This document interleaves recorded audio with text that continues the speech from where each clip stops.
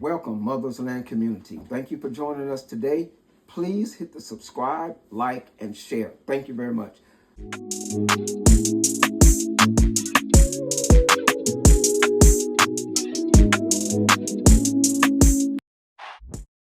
On today, we're going to talk about a couple of cutting boards. Someone sent a message in saying that they wanted to see the process of finishing a cutting board. Right now, I just don't have the time to go through that complete process with video, but I'm going to give you enough information and show you some products to where at this point, when you get to the point I'm going to show you, it will be no problem in finishing your cutting board, and it will come out looking perfect, or pretty, as my wife would say, like this.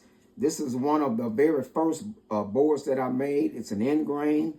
And with this one has feet on it. Also, you notice our logo on it. Now, one mistake that I made early on when I first started was I was asking customers if they wanted a juice groove and feet. I stopped doing that after the second one because to me, I just really don't like juice grooves, so I stopped asking. If anybody wants one, they can get one. Now, as for the feet, I stopped using feet because to me, it takes away from being able to use both sides of the board. And to me, I think that's important because it's almost like you're getting two boards for the price of one. That's just my opinion, so I stopped doing that. So on today, I'm going to demonstrate with an end grain board unfinished and an edge grain board that's also unfinished but a lot closer. I have several of these that are in this stage unfinished. So if someone ordered one or anything like that, I would say just give me a couple of weeks and I have you one ready. All right, so now, after you get to this point, now both of these, the end grain still needs to go into the planer. It still needs some planing done on it. The edge grain board has finished with planing. So at this point, it's ready for sanding. Now, around the edges here, I use a 1/4 roundover bit to round up my edges. Now, if someone wants to, I always like to have something on the board that the customers can feel. Let me show you this one that my wife has. If you notice this little notch right here, I did that with a cove bit, C-O-V-E, a 1/4 cove bit. Now, I could do it on both edges or one edge, or I can actually even come right here on the edge and just put just a little indentation right in here. And that way you have something that you can feel when you pick your board up. So now let's go back to the edge grain. This is, I think I told you, walnut, cherry, spaltic maple, and hackberry.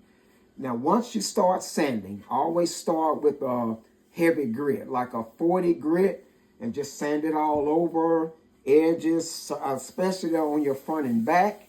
Get it really good. And then when you're satisfied with the 40 grit sanding, bump it up to, let's say, an 80 grit. Start with your 80 grit. Now, if you'll notice, it'll start getting a little bit smoother. Do that for a while, then bump it up to a 120 or a 200 grit. Do that for a while, and then jump it up to a 200 or 300 grit. Sand it really good. Now, when you get to that point, it's time to raise the grain. Now, let me jump very quickly to the end grain. The very same process. Now, with the end grain, it requires double everything: time, material, and money, because it's an end grain. Same thing. Start with a 40 grit. You have to do it. Now, it also requires double time because the end grains are pretty tough.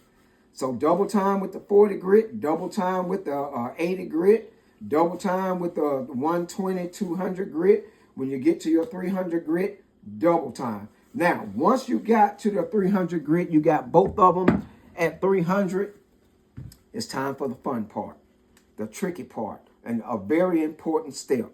which is called raising the grain.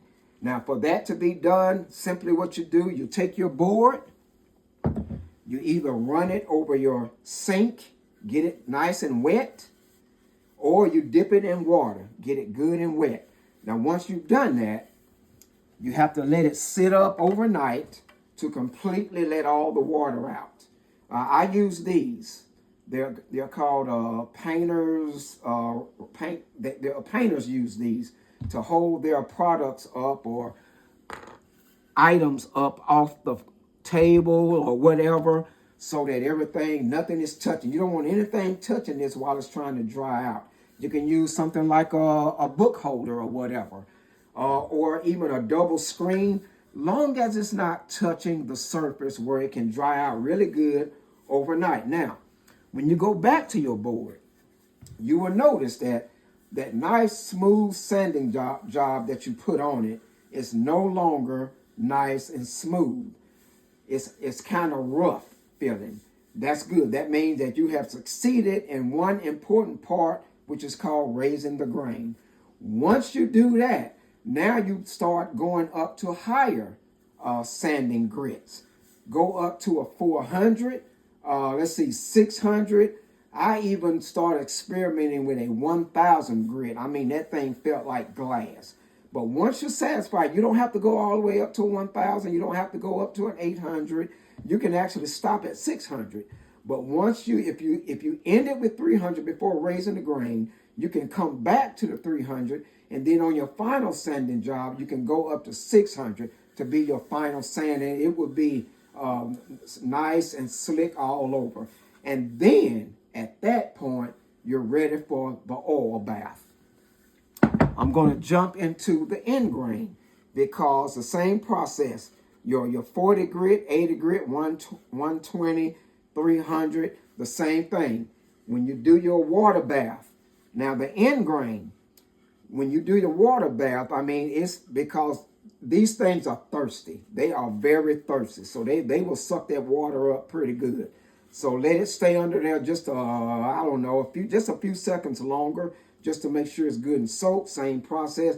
Let it sit up overnight, and then you will be ready for the oil bath. Now, I'm going to show you, you can use any kind of food safe mineral oil.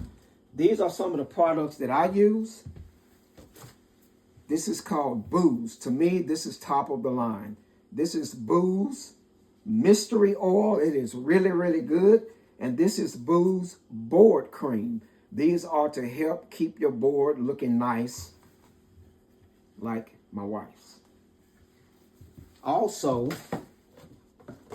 you can also use some finishes that are beeswax and also have just a little citrus scent to them, which are really good. This one has lemon and orange scent flavor. Or you can use plain beeswax. Just make sure that it's all food safe. And what you do, you take your oil. We're going to start with the end grain. Take your oil and if you have something where you can just lay your board down in where it just soaks, you can do that. Or just pour your oil all over the board. Now, like I said, on the end grain, because it's an end grain, you can see the oil just being sucked into it because these things are thirsty. So I would do the oil bath on the end grain probably about a good 4 times, no matter what size it is, and just rub it in. Do 2, wipe it off, and do it again. When you get ready to do the other one, do the same thing. Wipe it off. Just rub it in. Take a clean rag or a cotton cloth and just rub that oil in, and then give it another oil bath. And once you do that one, again, rub it all in, and then come back with your wax or your cream and let that board sit up overnight. Come back and give it a good polishing, and that board is ready to go. Now, the edge grain, same process, but you will not have to do as many. A board this size, this is about a 13 by 12, inch and a half thick. I will probably do 3 oil baths, and then a wax. But I would give it a good soaking. Same thing, just make sure you just rub it all in. Now, another product that I started experimenting with is tongue oil. This is Food Safe tongue oil. And this will be the last thing I use before I use my wax. You don't have to use this, but I just wanted to share this with you because I was experimenting. If you use too much of this, it will crystallize on you. And that's one thing I like about it, because if you do it right, I would do this before I do my wax on some of my boards, not all of them, just some of them, mostly on my end grain boards. And the reason being is because it puts that, to me, that extra protection on there just to keep that end grain, especially the end grain, keep that end grain nice and solid and protected. I don't use cutting boards when cutting meat. Don't do that. Get you one of those cheap plastic ones or something like that for the meat. But some woods are safe to do that with. They are antibacterial.